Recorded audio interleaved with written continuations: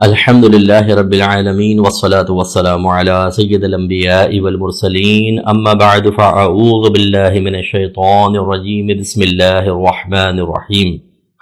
جتنے بھی بھائی بہن ہمیں پوری دنیا میں سن رہے ہیں سب کو السلام علیکم ورحمۃ اللہ وبرکاتہ و مغفرتہ۔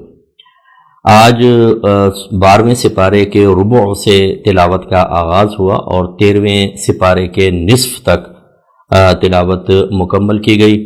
اس کی چند آیات میں آپ کی خدمت میں ذکر کرتا ہوں۔ یہ سورہ ہود ہے اور اس میں مختلف انبیاء علیہم السلام جو اپنی قوموں کے پاس گئے، ان کو پیغام دیا، ان کو تبلیغ دین کی، اس کا تھوڑا سا ذکر اللہ تبارک و تعالی نے بیان فرمایا۔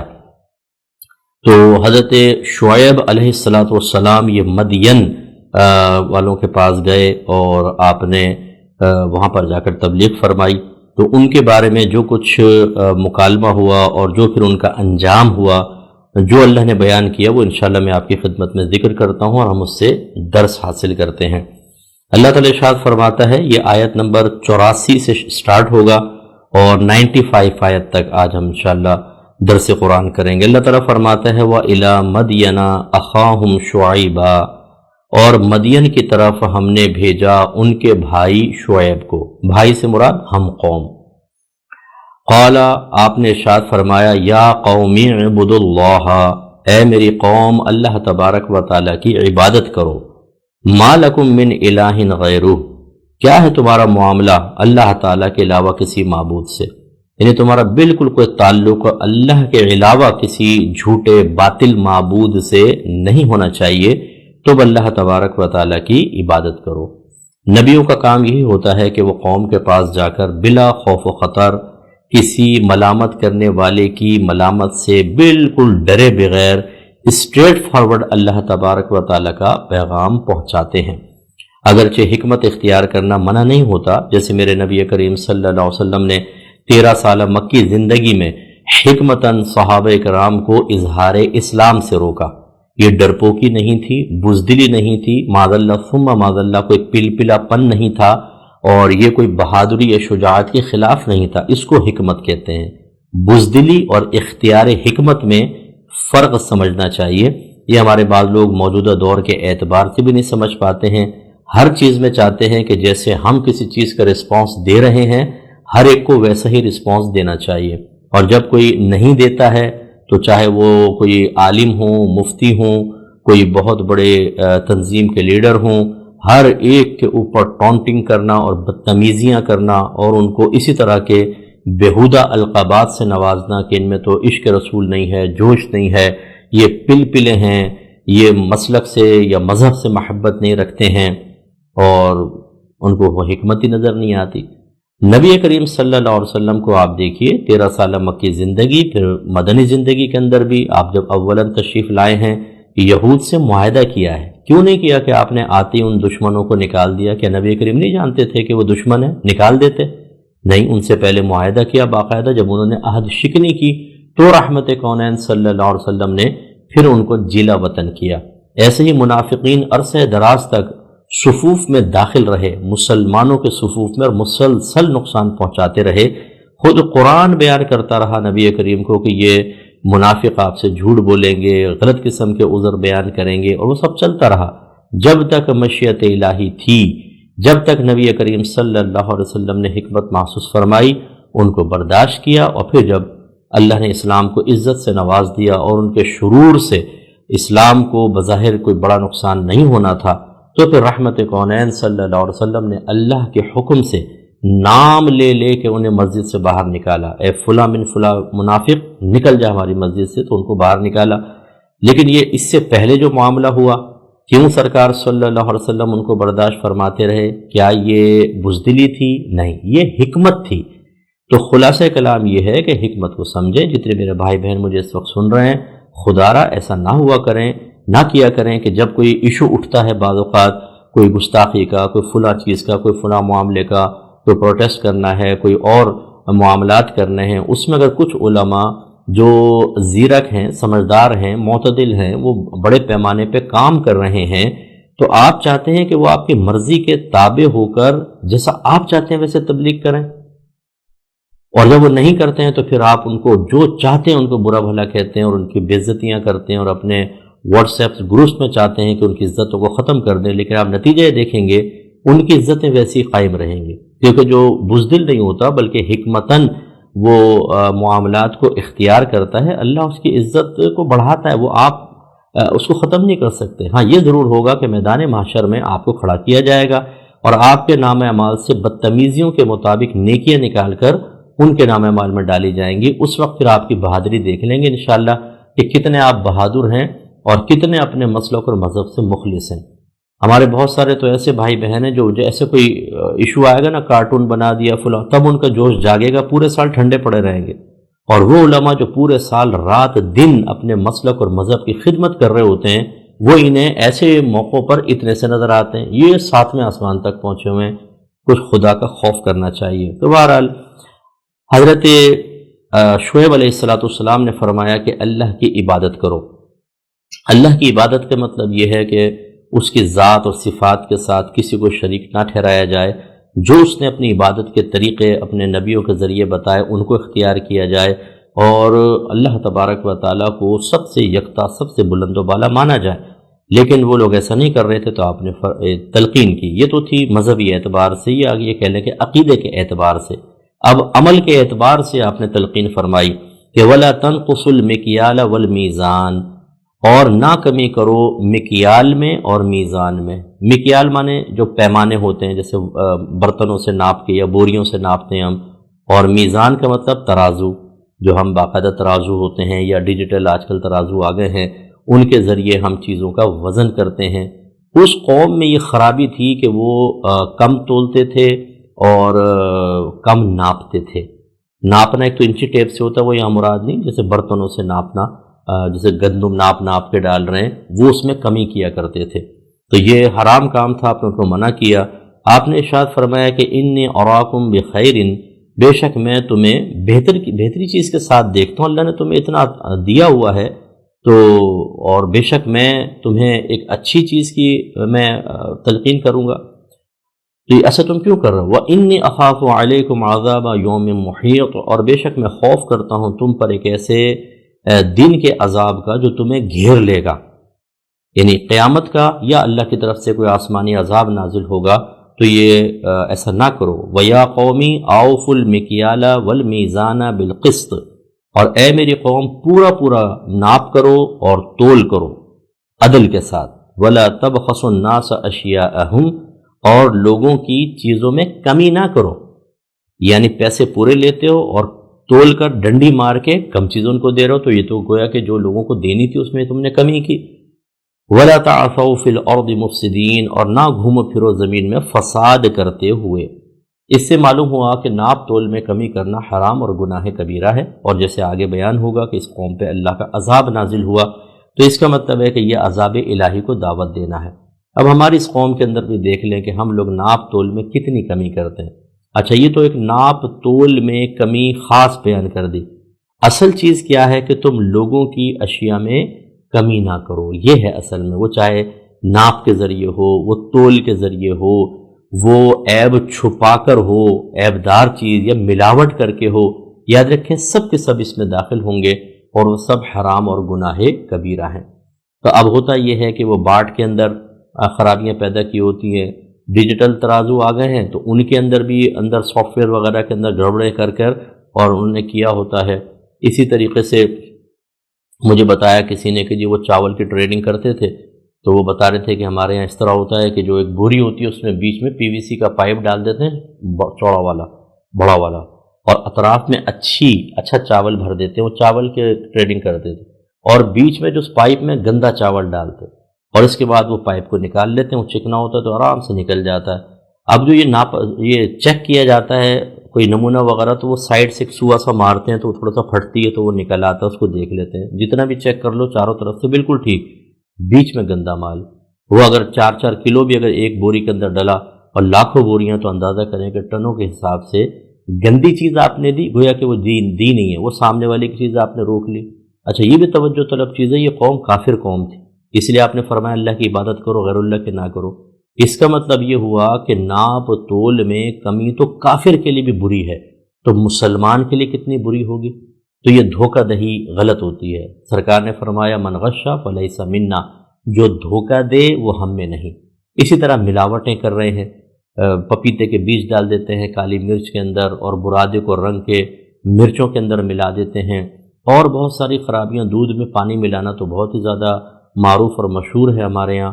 تو خلاصہ کلام یہ ہے کہ اس طریقے سے جتنی ڈنڈی ماریں گے، یاد رکھیں کتنا کھا لیں گے اور کتنا روک لیں گے۔ بروز قیامت ایسے لوگ جتنے یہ سبزی والے، پھل والے اور دکاندار وغیرہ، یہ جتنے بھی غلے کی ٹریڈنگ کرنے والے، اگر آپ مجھے سن رہے ہیں، میں آپ کو تنبیہ کر رہا ہوں، اگر آپ سمجھ سکتے ہیں ٹھیک، اگر آپ سن رہے ہیں تو مان جائیں گے بہت اچھا، ورنہ جو انجام ہے وہ میں آپ کو بتا رہا ہوں۔ بروز قیامت آپ اللہ کی بارگاہ میں نہیں کہہ سکتے اللہ تعالیٰ ہمیں تو معلوم نہیں تھا۔ ویسے تو آپ کو قرآن پڑھ کے ہی معلوم کرنا چاہیے تھا، لیکن چلا اللہ تعالیٰ نے ہمارے ذریعے اور آپ تک یہ بات پہنچا دی۔ آپ کو کھڑا کیا جائے گا، اور جن جن کے آپ نے ڈنڈی مار کے کم پھل دیے، کم سبزیاں دیں، اور کم گیہوں اور کم چاول آپ نے دیے، وہ سب ایک طرف کھڑے ہوں گے۔ پھر آپ کے نامہ اعمال سے نیکیاں نکال کر ان سب کو دی جائیں گی، اور وہ مقبول نیکیاں ہوں گی۔ اب جس نے نیکیاں نہ کی ہوں گی تو کیا آپ کے نامہ اعمال سے نکلے گا بتائیے؟ پھر کیا ہوگا اگر نیکیاں نہیں ہیں یا نیکیاں ختم ہو گئیں اور حساب کتاب ہی پورا نہیں ہوا، تو ان کے گناہ اور برائیاں نکال کر ان کے نام آپ کے نامہ اعمال میں ڈالی جائیں گی، اور پھر آخری ٹھکانہ اللہ نہ کرے کہ ایسا ہو، لیکن جہنم۔ اب مثال کے طور پر آپ نے 6 نمازیں قضا کی، لیکن جب دوسرے کی برائی ڈالی گئی، فرض کر لیں اس نے 20 نمازیں قضا کی تھی، تو 26 قضا نمازوں کا عذاب آپ کو ہوگا۔ اس طریقے سے ہزارہا جو ہم نے غلط کام کیے ہیں، دنیا کے اندر اپنے بچوں کو حرام کھلایا، بیوی کو حرام کھلایا، اور غلط معاملات کرتے رہے، اس کا دردناک انجام مرنے کے بعد بھگتنا ہوگا۔ یہ تو اللہ کا کرم ہے کہ اس نے اپنے حبیب کی امت میں پیدا فرما کر ہمیں موجودہ جو عذابات ہیں، اجتماعی عذابات، ان سے محفوظ کر دیا۔ یہ اس کا کرم ہے، ورنہ پچھلی قوموں پہ تو عذابات نازل ہو گئے، ان کو تباہ کر دیا گیا، جیسے اس قوم کے بارے میں اللہ تعالیٰ نے آگے بیان فرمایا ہے۔ تو اس لیے اسی طریقے سے ایک ہوتا ہے عیب ظاہر کر کے بتانا، عیب ظاہر نہ کرنا اپنی چیز کا۔ آپ کو پتہ ہے کہ خرابی ہے اس کے اندر، لیکن بہت بہترین چیز ہے جی، لے جائیں، مارکیٹ میں سب سے بہترین چیز یہی ہے، وہ لے جاتے ہیں اور پھر لکھ کے لگا دیتے ہیں بیچا ہوا مال واپس نہیں کیا جائے گا، لیجئے صاحب۔ حالانکہ آپ پہ واجب ہے کہ جب آپ نے گندی اور غلیظ چیز کسی کو دی ہے اور وہ لے کر آتا ہے تو واپس لینا واجب ہے، لیکن آپ نے پیسے پورے لے لیے، چیز گندی دے دی، بروز قیامت اس کا حساب ہوگا۔ اور یہ رمضان میں خاص طور پر، کیونکہ جو پورے سال میں مال نہیں بکتا وہ جھوٹی قسمیں کھا کھا کر رمضان میں بک جاتا ہے، کیونکہ رش بہت زیادہ ہوتا ہے، لوگوں کو بارگیننگ کرنے کا یا گفتگو کرنے کا موقع نہیں دیتے، لینا لیں نہیں تو آگے نکلیں۔ وہ بیچارے جلدی جلدی لے جاتے ہیں، بعد میں پچھتاتے رہتے ہیں، روتے رہتے ہیں، اور یہ کہتے ہیں کہ چلو جان چھٹی 100 لاکھوں پائے۔ جان چھٹی نہیں، جان پھنسی، اور اب لاکھوں آخرت میں پائے، آخرت میں پتہ چلے گا کہ کیا انجام ہوگا۔ اسی طریقے سے جو مکینک حضرات ہوتے ہیں، یہ بعض اوقات جب کوئی چیز لے کر آتے ہیں، کوئی ڈیوائسز وغیرہ، تو ان میں سے اچھے پرزے، جینین پرزے نکال کے نقلی لگا دیتے ہیں، یا بعض اوقات اس میں وہ عیب ہوتے ہیں نہیں، جھوٹ بول دیتے ہیں نہیں اس میں یہ ہے، اور وہ مطلب پیسے لے لیتے ہیں، یہ سب بھی پھنسیں گے۔ ایسی درزی صاحب جو ہیں وہ بعض اوقات ناپتے ناپتے ہی ایسا ناپتے ہیں کہ اپنے چھوٹے بچوں کے سوٹ بھی نکال لیتے ہیں اس میں بڑے آرام سے، اور کہتے ہیں کہ یہ کپڑا پورا ہو گیا۔ ان کا بھی انجام دردناک ہے، اگرچہ ناپ تول کے اندر نہیں ہے، لیکن جس سے میں نے آپ کو کہا کہ آپ نے آگے کیا ارشاد فرمایا، وَلَا تَبْخَسُوا النَّاسَ أَشْيَاءَهُمْ، لوگوں کی اشیاء میں کمی مت کرو، انہیں پورا دو، تو آپ کمی کر رہے ہیں، ان کا مال لے رہے ہیں اور ان کو کم دے رہے ہیں، ان سے زیادہ وصول کر رہے ہیں۔ یہ سب عذابات کا سبب بن سکتا ہے، جو دنیا میں تو اجتماعی عذاب نہیں آئے گا نبی کریم صلی اللہ علیہ وسلم کے کرم سے، لیکن مرنے کی بری موت، عذابات قبر، میدان محشر کی ذلت و رسوائی، اور پھر جہنم میں داخلہ، یہ خدا نخواستہ ہو سکتا ہے۔ اس کے بعد جو فرمایا کہ وَلَا تَعْثَوْا فِي الْأَرْضِ مُفْسِدِينَ، اور زمین میں فساد کرتے ہوئے نہ پھرو۔ فساد کا مطلب بگاڑ پیدا کرنا، اس میں چوری بھی آتی ہے، ڈاکہ آتا ہے، اس میں فحاشی آتی ہے، لوگوں پہ ظلم و ستم آتا ہے، انہیں اپنے ہاتھ زبان سے تکلیفیں دینا آتا ہے، دوسرے کا حق سلب کر لینا، یہ سب اس میں شامل ہوتا ہے۔ تو وہ لوگ اس قسم کے کاموں میں انوالو تھے۔ ایک مسلمان کو سمجھنا چاہیے کہ ہمیں یہ کام نہیں کرنے چاہیے. خصوصی طور پر اپنے اطراف میں ہم اصلاح کی کوشش کریں. مثلا میاں بیوی ہیں وہ غور کریں، شوہر سوچے میں اپنی زبان سے کسی عمل سے بیوی کے لیے باعث تکلیف تو نہیں بن رہا، یہی بیوی سوچے. ایسی اولاد اپنے ماں باپ کے بارے میں سوچیں، ایسی آپ اپنے رشتہ داروں اور اپنے محلے والوں کے بارے میں سوچیں. اسی طریقے سے آپ اپنے آفیسز کے اندر غور کریں. اگر آپ باس ہیں تو غور کریں کہ آپ اپنے ماتحت لوگوں کے لیے کسی لحاظ سے باعث تکلیف تو نہیں بن رہے، انہیں اذیت تو نہیں پہنچ رہی. یہ ضرور غور کرنا چاہیے. اور پھر بڑے پیمانے پہ بعض اوقات ہم فساد کا سبب بن رہے ہوتے ہیں. جتنے کرمنل لوگ ہوتے ہیں اب یہ کہتے ہیں کہ جی ہم کیا کریں، ہم اس کے علاوہ نہیں کر سکتے. ایسا نہ کریں، اللہ کی طرف آئیں، دنیا میں تھوڑی تکلیف برداشت کر لیں، آخرت آپ کی بہت اچھی ہو جائے گی. ہماری ہمدردی ایسے لوگوں کے ساتھ بھی ہے. اگر وہ مسلمان ہیں تو ہمارے مسلمان بھائی ہیں، ہمارے مسلمان بچے ہیں. ہم کیوں چاہیں گے کہ شیطان خوش ہو اور نبی کریم صلی اللہ علیہ وسلم رنجیدہ ہوں؟ لیکن جب آپ ہی خود اپنا خیال نہیں کریں گے تو وہ کیا کر سکتا ہے؟ تو اس طرح ہمیں سب کو سمجھنا چاہیے. پھر آپ نے بڑی پیاری بات بیان فرمائی، بقیت اللہ خیر لکم ان کنتم مؤمنین. اللہ تبارک و تعالیٰ کا جو باقی ہے یہ ذاتہ بہتر ہے تمہارے لیے اگر تم یقین رکھتے ہو تو. مراد کیا ہے کہ حرام نہ کماؤ، حلال کماؤ، جو تمہیں تھوڑا ملے گا، لیکن اللہ کا یہ جو باقی ہے جو اللہ نے تمہارے لیے مقرر کیا یہ تمہارے حق میں بہتر ہے، کیونکہ اس میں برکت ہوتی ہے. اس میں آپ کی اولاد کے پیٹ میں جب حلال پہنچتا ہے وہ فرما بردار بنتی ہے، بیوی نیک بنتی ہے، اور اس سے معاشرے پہ اچھے اثرات مرتب ہوتے ہیں.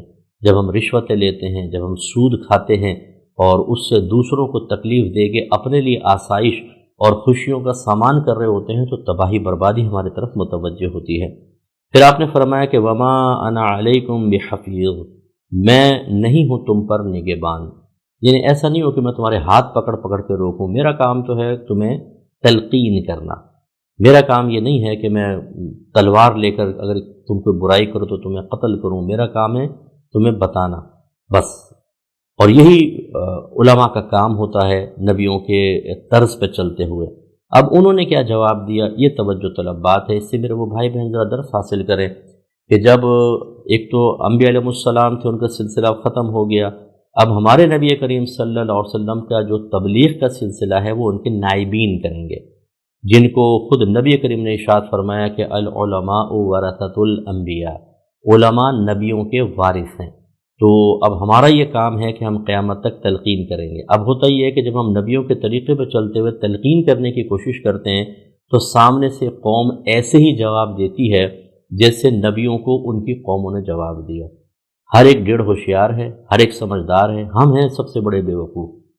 ہم نمازوں کا کہیں تو بے وقوف، وہ نمازیں ترک کر کے بھی سمجھدار. ہم ہر رزق حلال کا کہیں تو بے وقوف، وہ حرام کما کے بلڈنگیں کھڑی کریں وہ اپنے آپ کو سمجھدار سمجھ رہے ہیں.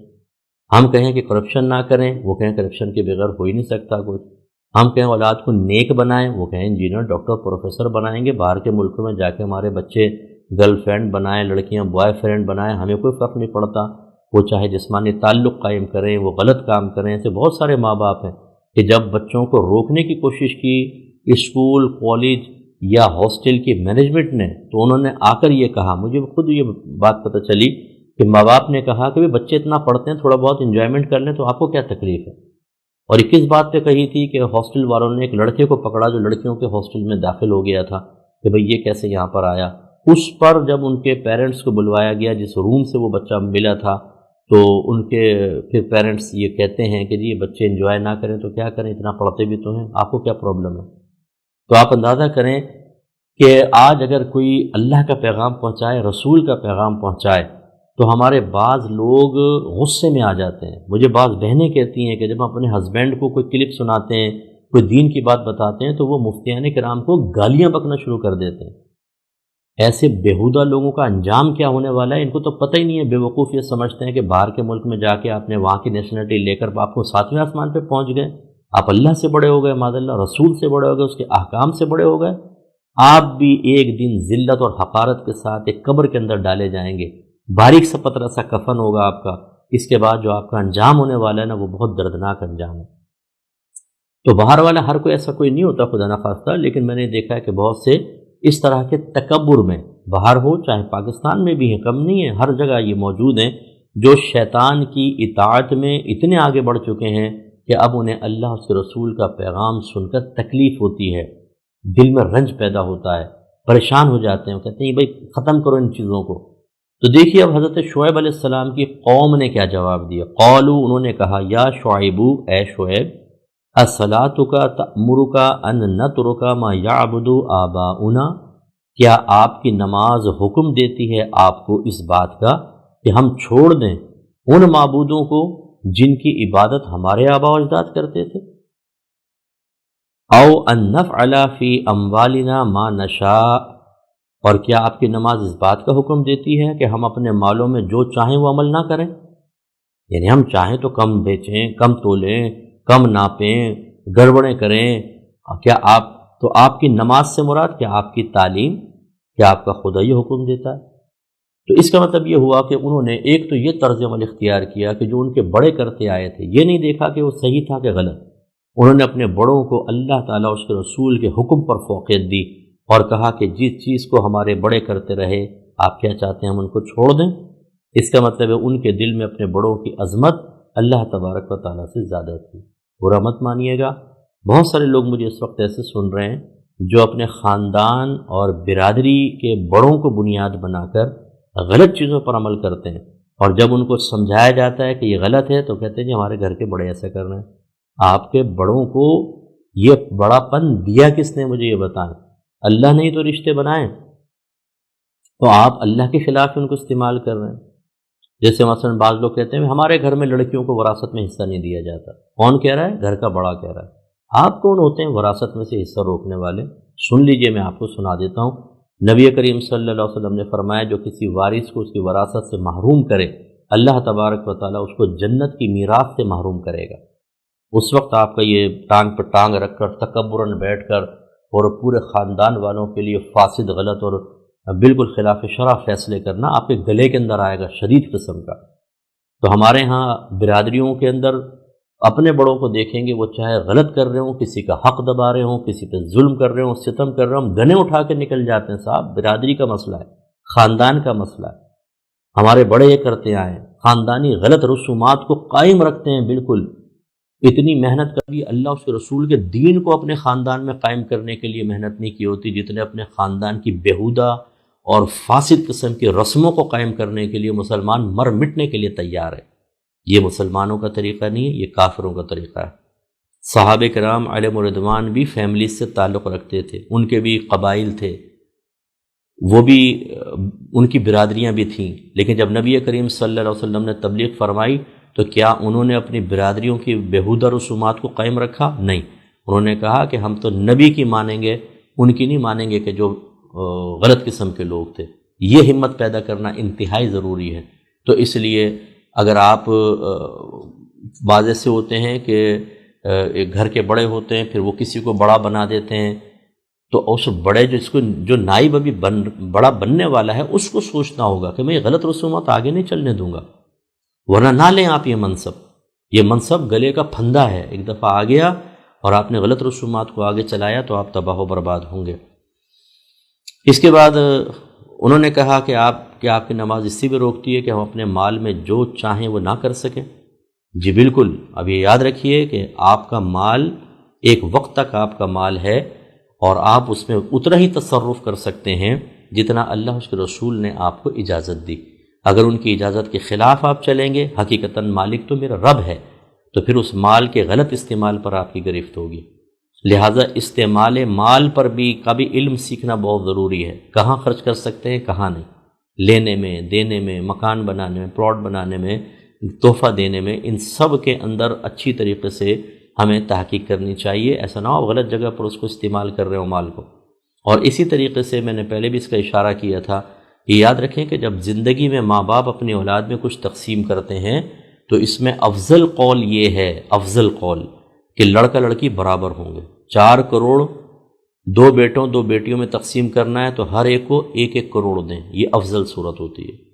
اور اس سے کم مفضول صورت، کم درجے کی صورت یہ ہے کہ جیسے وراثت کا لڑکے کو 2 حصہ، لڑکی کو 1، تو اگر 2 بیٹے اور 2 بیٹیاں ہیں تو 4 حصے یہ اور 2 حصے یہ، 6 حصے کریں، 2 حصے ان کو دیں، 1 حصے ان کو دیں۔ اس طریقے سے ہوتا ہے۔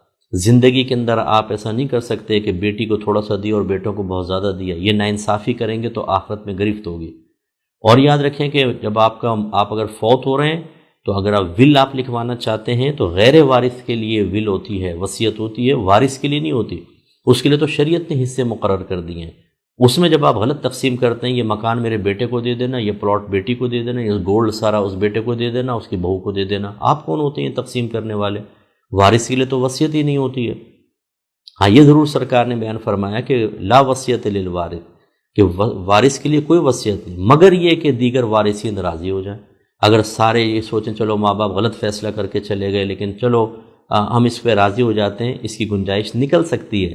لیکن کوئی ایک بھی اگر ناراض ہوتا ہے، کہتا ہے کہ میں اس کو نہیں مانتا ہوں، کوئی بے ادبی نہیں ہے، کوئی گستاخی نہیں ہے، کوئی نافرمانی نہیں ہے، یہ بالکل وہ کہہ سکتا ہے کہ میں اس تقسیم کو نہیں مانوں گا، میں اسی طرح تقسیم کروں گا مال کو جیسے اللہ اس کے رسول نے فرمایا۔ اس لیے میں گزارش کرتا ہوں، پہلے بھی مشورہ دیا تھا، آپ اپنی زندگی میں فتویٰ لے کے رکھ لیں کہ آج اگر میں مر جاؤں تو میرے ماں باپ ہیں، میری بیوی ہے، میرے بچے ہیں، میرے بھائی بہن ہیں، کس کو کتنا ملے گا، وہ لے کے فتویٰ رکھ لیں، فوت ہونے سے پہلے سب کو دے جائیں۔ اور اگر اس کے علاوہ آپ نے دینا ہے، جیسے میں اکثر کہتا ہوں کہ آپ دین کے لیے بھی کچھ دے کر جائیں، ان گھر والوں کو سب دے جائیں گے، کھا پی کے ختم کر دیں گے، یہ آپ کے لیے تھوڑی سی دعائیں کریں گے، اس سے زیادہ کسی کے پاس ٹائم نہیں ہوتا۔ خود سوچ لیجئے آپ کے گھر والوں کے لیے آپ کے پاس ٹائم ہے؟ آج کل تو صورتحال یہ ہے کہ باپ آتا ہے گھر کے اندر تو بچے اپنے اپنے کمروں کے اندر ہوتے ہیں اور ویڈیو گیم کھیل رہے ہوتے ہیں۔ ان کے لیے آپ کما کے چھوڑ کر جائیں گے، جب آپ فوت ہوں گے یہ کریں گے آپ کے لیے دعا بخشش و مغفرت، یہی سال ثواب کریں گے، یہ آپ کی قبر کے اوپر آئیں گے، سال میں کبھی آئے اور وہ بھی بس رسمی طور پہ کر کے نکل جائیں گے۔ اور میں گزارش کرتا ہوں اپنے بچوں سے ذرا جنازے کا طریقہ معلوم کیجیے گا اور جنازے کی دعا ان سے پوچھیں کہ تمہیں آتی ہے کہ نہیں آتی۔ اگر نہ آئے تو اس کا مطلب یہ ہے کہ اگر آج آپ فوت ہو جائیں نا تو آپ کی اولاد تو آپ کی جنازے کی نماز بھی پڑھنے کے قابل نہیں ہے، دوسرے پڑھ رہے ہوں گے، اولاد نہیں پڑھ رہی ہوگی۔ نتیجہ یہ نکلے گا کہ یہ اولاد آپ کے مال کو گناہوں میں لگائے گی، خطاؤں میں لگائے گی، خراب کاموں کے اندر لگائے گی، آپ کے لیے کوئی ثواب جاریہ نہیں ہوگا۔ اس لیے اگر کوئی مجھ سے کہتا ہے کہ مفتی صاحب میں چاہتا ہوں کہ میں کوئی فتویٰ مرتب کر کے دے جاؤں تاکہ بعد میں جھگڑا نہ ہو، میرا اگلا مشورہ یہ ہوتا ہے اللہ کے لیے کتنا چھوڑ کر جا رہے ہیں یہ بتائیں، وہی آپ کا ہے، باقی یہ سب ان کا ہے، وہ آپ کا ہے۔ ایسا بھی کام کر کے جائیں کہ آپ فوت ہو جائیں، بچے دعا کریں نہ کریں، وہ اپنی بیوی بچوں میں مشغول ہوں، آپ کی زوجہ بھی لگ گئی ادھر ادھر ہو گئے یا شوہر ادھر لگ گیا اور جیسے فوت ہو گئی، لیکن آپ کے لیے ثواب جاریہ قبر میں مل رہا ہو، آپ کو انعام روز بروز درجے بلند، آپ کے لیے دعاؤں کے تحفے آ رہے ہوں، ایسا کام کر کے جائیں۔ تو اپنے جو بھی آپ وصیت لکھواتے ہیں اس میں ایک حصہ دین کے لیے بھی مخصوص کریں اور وہ صحیح جگہ پر آپ لگائیں۔ یہ بھی بڑے مسائل ہیں، بھی لمبی تفصیل میں نہیں بیان کر سکتا، لوگ پیسہ خرچ کرنے میں بھی بڑے ذہین ہیں، اس دین کی ABC نہیں سیکھی ہوئی لیکن پیسہ خرچ کرنے کے اندر ہم سے بڑا ذہین کوئی نہیں ہے، نہیں میں ادھر کروں گا ادھر کروں گا ادھر، ارے بھائی ثواب جاریہ بھی نہیں ہوگا، کھا پی کے ختم کر دیں گے، کیا فائدہ ہوگا آپ کا اس کا؟ یونیورسٹی دنیاوی یونیورسٹیوں کے لیے وقف کر جاتے ہیں بعض اوقات پیسہ، ٹھیک ہے چلو بچے پڑھیں گے تحقیق کریں گے، میں اس کو بیکار نہیں کہہ رہا ہوں، لیکن آپ کے لیے کون سا ثواب جاریہ ہوا؟ وہ تو دنیاوی علوم ہے، لوگ وہ علم پڑھ کے اپنے پیسے ہی کمائیں گے، باقی وہ آپ کے لیے کچھ ثواب جاریہ تو نہیں ہو سکتا۔ کہاں خرچ کرنا ہے کہاں نہیں، یہ بھی بہت ہی محتاط انداز سے مشاورت کے ساتھ متعین کرنا چاہیے۔ تو خلاصہ کلام یہ ہے کہ آپ کا مال ایسا نہیں ہے کہ آپ جہاں مرضی چاہے خرچ کریں، اس کی بھی لیمیٹیشنز ہیں، مال کس طرح کمانا ہے اس کی بھی شرائط ہیں، کنڈیشنز ہیں، لیمیٹیشنز ہیں، قواعد ہیں، ضوابط ہیں، اور پھر کہاں کہاں خرچ کر سکتے ہیں کہاں نہیں، یہ بھی سیکھنا چاہیے۔ بہرحال اِنَّكَ لَأَنْتَ الْحَلِيمُ الرَّشِيدُ، بے شک آپ ضرور حلم والے ہیں، بڑے سمجھدار ہیں۔ ابھی یہ قوم نے کوئی آپ کی تعریف نہیں کی تھی، یہ تنزیہ طور پہ کہا بڑے آپ حلیم آ گئے صاحب، بڑے سمجھدار آ گئے، کیونکہ پیچھے دیکھیں انہوں نے کہا ہی ہے کہ آپ کی نماز ہمیں اس سے روکتی ہے کہ اپنے آباء و اجداد جن کو وہ پوچھتے رہے انہیں نہ پوجیں، اور اپنے مال میں جو چاہے ہم نہیں کر سکتے۔ واہ بھائی بڑے حلیم آ گئے، بڑے رشید آ گئے، سمجھدار آ گئے۔ یہ تنزیہ، اس کا مطلب یہ ہوا کہ اللہ کے محبوب بندوں، نیک بندوں، مقبول بندوں پر طنز کرنا، ان کا مذاق اڑانا، انہیں حقیر سمجھنا، انہیں اپنے سے کمتر سمجھنا، نگاہ حقارت سے دیکھنا، یہ کافروں کا طریقہ ہے، مسلمانوں کا نہیں ہے۔ اس لیے جتنے بھی میرے بھائی ہمیں دیکھ رہے ہیں جو باعمل صحیح العقیدہ مسلمان عالم ہیں، ان کو آپ نگاہ حقارت سے کبھی مت دیکھیں ان کی عزت کریں، ان کا احترام کریں۔ نبی کریم صلی اللہ علیہ وسلم نے ارشاد فرمایا کہ جو ہمارے علماء کی عزت نہ کرے فلیس منا، وہ مجھ سے نہیں۔ ایک روایت کے مطابق یعنی تعظیم اور عزت کرنی چاہیے۔ چلیں آپ تعظیم اور عزت کے اعمال اختیار نہ کریں، کم از کم یہ تو نہ کریں کہ آپ لوگوں کے سامنے مذاق اڑائیں۔ جیسے یہ چاند دیکھنے کے سلسلے میں بعض اوقات میں نے دیکھا ہے، بھئی ٹھیک ہے چاند دیکھنے کا مسئلہ آپ کو پتہ ہی نہیں کہ اصول کیا ہیں کیا نہیں۔ اب اگر کوئی عالم دین جیسے مفتی منیر الرحمان صاحب پہلے چیئرمین تھے رویت ہلال کمیٹی کے، اتنا مذاق، اتنی بیہودہ گفتگو، وہ ایک عالم دین ہیں، وہ نبی کے نائب ہیں۔ آپ نے صرف چاند کے مسئلے کو بنیاد بنا کر کے آپ کو کھانے کو مل جائے، آپ کے روزوں کے مسئلے نہ ہوں، وہ اتنی ذمہ داری سے کوئی آدمی کام کرے اور آپ ان کا مذاق اڑائیں، یہ طریقہ مسلمانوں کا نہیں ہے۔ یہ پھر آپ کو آخرت میں پتہ چلے گا۔ ایسے ہی آپ دیکھیں جو بھی عالم کی آپ اسپیچ دیکھ لیں، ان کے مسائل پازیٹیو کمنٹس ہوں گے تو نیگیٹو بھی ہوں گے، اور اتنے بیہودہ کچھ انتہا نہیں۔ اس لیے میں تو خیر کبھی پڑھتا ہی نہیں ہوں، میرے پاس ٹائم ہی نہیں ہوتا۔ صحیح بات تو یہ ہے نا، میں پازیٹیو پڑھنے کا ٹائم ہے نہ نیگیٹو پڑھنے کا ٹائم ہے، لیکن جو مجھے پتہ ہے ماحول کیسا چل رہا ہے تو یہ اس لیے میں آپ سب سے گزارش کرتا ہوں علماء کی عزت کریں۔ یہ طریقہ آپ کے لیے قطعاً غیر مناسب ہے کہ آپ کفار قوموں کے طرز پہ چلتے ہوئے ان پہ طنز کریں اور اٹیک کرنے کی کوشش کریں۔ پھر آپ نے ارشاد فرمایا قال، آپ نے فرمایا یا قومی، اے میری قوم، ارأیتم ان کنت علی بینۃ من ربی ورزقنی منہ رزقا حسنا، اے میری قوم کیا تم رائے رکھتے ہو کہ اگر میں حق پر ہوں اپنے رب کی جانب سے، یعنی نبوت اور حکمت مجھے دی گئی اور اللہ تعالیٰ نے مجھے رزق حسن عطا فرمایا، تو کیا خیال ہے تمہارا؟ اگر میں حق پر ہوں تو پھر تمہارا انجام کیا ہوگا؟ یہ اگر کہنے کا مطلب ہے ان کے اوپر اتمام حجت کرنا۔ وما اريد ان اخالفکم الی ما انہاکم عنہ، اور نہیں ارادہ رکھتا میں کہ میں مخالفت کروں تمہاری الی ما انہاکم عنہ، ان چیزوں کی طرف کہ جن سے میں تمہیں روک رہا ہوں۔ یعنی آپ نے ارشاد فرمایا کہ میں اس بات کا ارادہ نہیں رکھتا ہوں کہ جس چیز سے میں تمہیں روک رہا ہوں میں خود اسی میں انوالو ہو جاؤں، ایسا نہیں ہو سکتا۔ ان اريد الا الاصلاح ما استطعت، میں تو محض صرف اتنا ہی ارادہ رکھتا ہوں کہ اپنی طاقت بھر تمہاری اصلاح کروں۔ یہ کتنی پیاری بات ہے۔ یہی آج ہم علماء کوشش کر رہے ہیں کہ سوشل میڈیا پر بیانات کے ذریعے، تحریر کے ذریعے، کہ ہم قوم کو سمجھانا چاہتے ہیں کہ آپ اللہ کے قریب آئیں، رسول کے قریب آئیں، آپ غلط چیزوں کی طرف بڑھ گئے ہیں، ہمارا ارادہ اصلاح ہوتا، لیکن قوم نہیں کرتی۔ اچھا، اب انہوں نے یہ بھی ایک بہترین طریقہ ہے جو ہمیں سیکھنا چاہیے کہ جب ہم کوئی کام کرتے ہیں تو اس کمال کی نسبت صرف اللہ کی طرف کرنی چاہیے، بہتر طریقہ یہ ہے۔ پھر ضمناً آپ اپنے طرف کر لیں وہ الگ بات ہے، یعنی اصل یہ جیسے آپ نے کوئی کاروباری ڈیل کی، بہت بڑا آپ کو فائدہ ہوا، آپ کہیں یہ اللہ نے کروائی، حقیقتاً اللہ کا کمال ہے، ورنہ میرے ذہن میں کچھ اور بھی آ سکتا تھا، تو یہ اللہ کا کمال ہے۔ اس کے بعد پھر یہ کہ میں نے ان چیزوں کا خیال کیا تو دیکھیں آج اللہ نے برکت بھی دی، پھر آپ ضمناً اپنی طرف کمال کی نسبت کر سکتے ہیں۔ ہمارے اندر جب خرابی پیدا ہوتی ہے ہم نہیں چاہتے کہ اللہ کی طرف کمال کی نسبت ہو، ٹوٹل ہماری طرف ہو۔ اور یہاں شعیب علیہ السلام کو دیکھیں، آپ نے فرمایا وما توفیقی الا باللہ، اور میری جو یہ توفیق ہے، جو کچھ میں تبلیغ کر رہا ہوں اور میں اچھی چیزوں پر ہوں، رزق حسن مجھے مل رہا ہے، یہ اللہ کی توفیق کے سبب ہے۔ علیہ توکلت، میں اسی پہ بھروسہ کرتا ہوں، والیہ انیب، اور اسی کی طرف میں رجوع کرتا ہوں۔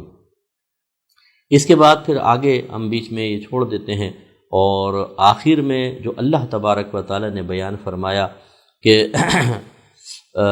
جب مسلسل ان کو آپ فرماتے رہے اور وہ نہ مانے تو اللہ تعالیٰ فرماتا ہے کہ وَلَمَّا جَاءَ أَمْرُنَا، اور جب آیا ہمارا حکم یعنی عذاب، نَجَّيْنَا شُعَيْبًا، تو ہم نے شعیب کو نجات عطا فرمائی، وَالَّذِينَ آمَنُوا مَعَهُ، اور ان لوگوں کو بھی کہ جو آپ کے ساتھ ایمان والے تھے، بِرَحْمَةٍ مِّنَّا، اپنی طرف سے رحمت کے بدلے میں، وَأَخَذَتِ الَّذِينَ ظَلَمُوا الصَّيْحَةُ، اور پکڑ لیا ان لوگوں کو جنہوں نے ظلم کیا، گناہ کر کے، کفر و شرک اختیار کر کے اپنی جانوں پر ظلم کیا، ایک چیخ نے، فَأَصْبَحُوا فِي دِيَارِهِمْ جَاثِمِينَ، تو وہ اپنے گھروں میں گھٹنوں کے بل حالت میں ہو گئے، یعنی عذاب آیا تو وہ گھبرا کے زمین پہ جیسے سجدے کی حالت میں ایسے ہوئے، اور وہیں کہ وہیں ان کو اللہ نے تباہ و برباد کر دیا کَأَلَّمْ يَغْنَوْا فِيهَا، گویا کہ وہ اس میں رہتے ہی نہیں تھے۔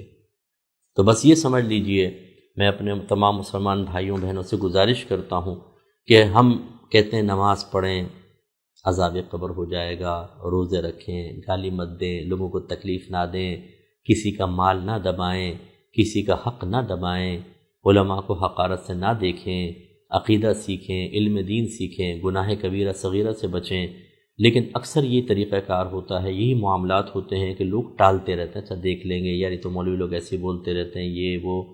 لیکن سوچئے کہ شعیب علیہ السلام نے بھی جب تبلیغ فرمائی، قوم ایسی بولتی رہی، اور پھر ایک دم عذاب آیا، پھر موقع نہیں ملا۔ اس لیے میں اپنے بھائی بہنوں سے گزارش کرتا ہوں کہ ملک الموت علیہ السلام دروازہ زندگی پر کب دستک دے دیں کچھ پتہ نہیں، خدارا آخرت کی طرف متوجہ ہو جائیں۔ جس طرح نبیوں نے سمجھایا، وارثین نبی بھی آپ کو سمجھا رہے ہیں۔ کیوں غفلت میں ہیں آپ؟ کیوں نمازیں نہیں پڑھتے؟ کیوں ہماری بہنیں دین پر نہیں چلتی؟ کیوں ہمارے بھائی دین کو اپنے گھر میں داخل نہیں ہونے دیتے؟ یاد رکھیں، اسی طریقے سے ایک دن ہوگا کہ اچانک ہمارے گھر میں رونے کی آوازیں آئیں گی، لوگ پوچھیں گے کیا ہوا؟ یہ رات تو اچھے بھلے سوئے تھے، صبح مر گئے حضرت۔ پھر رونا دھونا ہوگا، غسل دیا جائے گا، کفن پہنایا جائے گا، جنازہ ہوگا، لوگ دفنائیں گے اور ہمیں چھوڑ کر واپس آ جائیں گے۔ پھر ہمیں احساس ہوگا یار واقعی ہم تو آج کل کرتے رہے تھے، کاش بات سن لیتے۔ جس طرح پچھلی قوموں میں اچانک عذاب آیا، ملک الموت علیہ السلام کہہ کر نہیں آئیں گے، ہو سکتا ہے میری زندگی کا آخری بیان ہو سکتا ہے یہ آپ کی زندگی کا آخری بیان ہو کہ آپ جس کو سن رہے ہیں اس کے بعد آپ کو توفیق نہ ہو اور اس کے بعد میں دنیا سے رخصت ہو جاؤں۔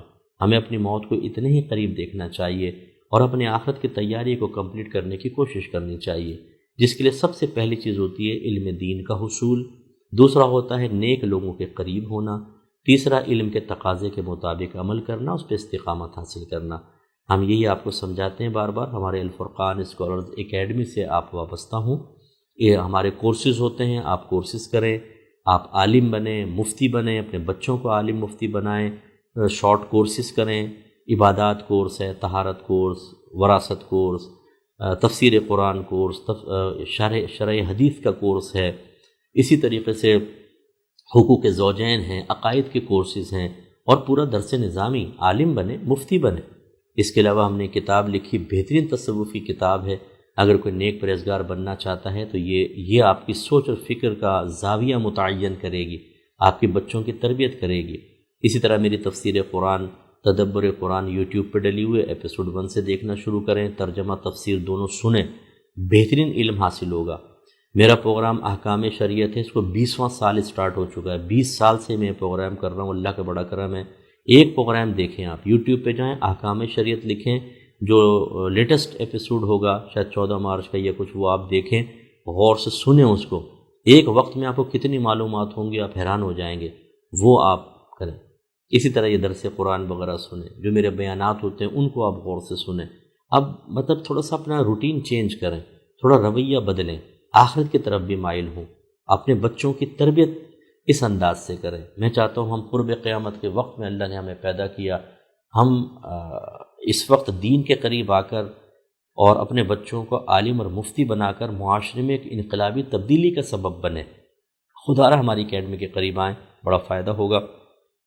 دعا کیجیے گا، ہم بڑی اکیڈمی کی تعمیرات کا سلسلہ کر رہے ہیں اور انشاءاللہ قریب بس نقشہ پاس ہوگا، اس کی فائنل ڈرائنگز بن رہی ہیں، اس کے بعد انشاءاللہ تعمیرات، اور پھر اس کے اندر اس کے بعد انشاءاللہ پورے ہم پاکستان اور پوری دنیا سے انشاءاللہ ہم زیادہ وسیع پیمانے پر رابطہ رکھ کر تیزی کے ساتھ چاہیں گے کہ اچھے علماء، عالمات، مفتیان کرام اور مفتیات تیار ہوں اور بڑے پیمانے پر اچھا کام ہو۔ اس میں بھی آپ ہم سے تعاون بھی کریں اور اس میں خود بھی داخلہ لیں، ان کورسز کے اندر عالم مفتی بنیں، اپنے بچوں کو کم از کم ایک بچے کو عالم اور مفتی تو بنا دیں، اور اگر نہیں بنا سکتے تو کفالت کریں، کسی کو عالم اور مفتی بنا دیں، اس کا خرچہ اٹھا لیں آپ۔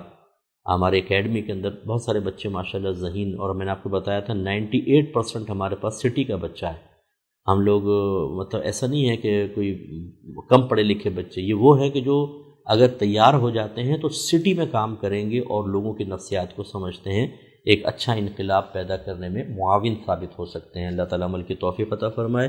دعا کر لیجئے۔ بسم اللہ الرحمن الرحیم، الحمدللہ رب العالمین والصلاة والسلام علی سید الانبیاء والمرسلین، یا ارحم الراحمین یا ارحم الراحمین یا ارحم الراحمین۔ اے مالک مولا، ہم سب کا درس قرآن میں شرکت کرنا اپنی بارگاہ میں قبول و منظور فرما لے۔ اے اللہ تعالی ہم سب پر اپنی خصوصی رحمتیں برکتیں نازل فرما۔ مالک مولا، ہمارے تمام صغیرہ کبیرہ ظاہری باطنی گناہوں کو معاف فرما دے، اور آئندہ پوری زندگی ہر قسم کے صغیرہ کبیرہ ظاہری باطنی گناہ سے بچنے اور نیک اعمال کثرت و استقامت سے کرنے کی توفیق و ہمت عطا فرما۔ اے مالک مولا، ہماری تمام جائز حاجات پوری فرما دے، ہماری تمام جائز تمناؤں کو پورا فرما دے، ہمیں ہر جائز مقصد میں کامیابی عطا فرما، ہماری تمام جائز دعائیں اپنی بارگاہ میں قبول و منظور فرما لے۔ اے پاک پروردگار، ہمارے گھر والوں پر بھی اپنی خصوصی رحمتیں برکتیں نازل فرما۔ اے اللہ تعالی ہمیں آپس میں لڑائی جھگڑے فتنہ فساد اختلاف رائے سے محفوظ فرما دے۔ مالک مولا، میں خصوصی طور پہ اپنی ان بہنوں کے لیے دعا کرتا ہوں جو گھروں میں لڑائی جھگڑے کا ایک ماحول بنا کر اور پورے گھر کے سکون کو ختم کیے ہوئے ہیں۔ اللہ تعالیٰ ان بہنوں کو آپس میں محبت عطا فرما دے، چاہے ساس بہو ہوں، بھابیاں نندے ہوں، دیورانیاں جٹھانیاں ہوں۔ اللہ تعالیٰ ان سب کے دل میں ایک دوسرے کے لیے محبت، تعظیم، ادب، احترام پیدا کر دے، بڑوں کے دل میں چھوٹوں کے لیے شفقت ڈال دے۔ اللہ تعالیٰ گھر کا پاکیزہ ماحول بنا دیں، جو ایک دوسرے کو دیکھیں تو خوش ہوں، مسکرائیں، ایک دوسرے کے دل میں کینہ نہ ہو، ایک دوسرے کی ترقی کے لیے دعائیں کریں، تاکہ ہمارے بچے بھی ہمیں رول ماڈل بنا کے ایسا ہی اپنے گھروں میں پاکیزہ ماحول قائم کریں۔ اے اللہ تعالیٰ ہمارے علم، عمر میں، روحانی قوتوں میں، درجات میں، رزق حلال میں، کاروبار میں، صحت میں، عمل میں بے حد برکت عطا فرما۔ ہمیں ہر قسم کی ناگہانی آفات، بدنامیوں سے محفوظ فرما دے۔ اے مالک مولا، خصوصی طور پہ میں دعا کرتا ہوں ان بھائی بہنوں کے لیے جو الفرقان اسکالرز اکیڈمی ہمارے ادارے کے ساتھ مالی تعاون کرتے ہیں، عالم بناتے ہیں، مفتیان کرام تیار کرنے میں تعاون کرتے ہیں۔ اس کے علاوہ یا رب کریم ہمیں دین کے کام میں بہت آسانی فراہم کرتے ہیں۔ اللہ تعالیٰ جس نے ہمیں دنیا میں آسانیاں دیں، تیرے دین کے کام میں آسانی پیدا کی، تو اس کی موت کو آسان فرمانا۔ مالک و مولا، اس کی قبر کی منزل کو آسان کر دینا، میدان محشر کے حساب و کتاب کو آسان کر دینا، پل صراط کا پار کرنا بے حد آسان کر دینا، جنت کا راستہ آسان فرما دے۔ اے اللہ تعالیٰ ان کی اولاد کو ان کی آنکھوں کی ٹھنڈک بنا کر رکھ۔ مالک مولا، ان کے مد میں، ان کے سع میں، ان کے مال میں برکتیں عطا فرما، دنیا میں بھی ان کو آسانیاں دے دے۔ مالک مولا، جو ان سے دشمنی کرے، مالک مولا اس کو ہدایت عطا فرما اور اس کے رخ کو ان سے پھیر دے، ہر قسم کی ناگہانی آفات سے محفوظ فرما دے۔ اے اللہ تعالیٰ ہماری جو بہنیں ایسی ہیں کہ جن کے شوہر بے رغبتی کا مظاہرہ کرتے ہیں، اللہ تعالیٰ شوہروں کے دل میں ان بہنوں کی محبت کوٹ کوٹ کے بھر دے، انہیں اپنی ازواج کا حق ادا کرنے، ان کی طرف مائل ہونے اور دوسرے بیکار کاموں کو چھوڑ دینے کی توفیق عطا فرما۔ جن کی اولاد نافرمان ہے، اللہ تعالیٰ فرما بردار بنا دے، ماں باپ کا حق ادا کرنے کی توفیق عطا فرما، ان کا ادب، ان کا احترام اور ان کے مقام کو پہچاننے کی توفیق عطا فرما، اس کے تقاضے کے مطابق عمل کرنے کی توفیق عطا فرما دے۔ اے مالک مولا، ہم سب کو جنت الفردوس میں اپنے حبیب کریم صلی اللہ علیہ وسلم کے مبارک قدموں میں دائمی طور پر جمع ہونے کی توفیق عطا فرمانا۔ اے اللہ تعالیٰ ہماری یہ دعائیں ہر مسلمان بھائی، ہر مسلمان بہن کے حق میں قبول و منظور فرما لے۔ سبحان ربک رب العزت عما یصفون وسلام علی المرسلین والحمد للہ رب العالمین۔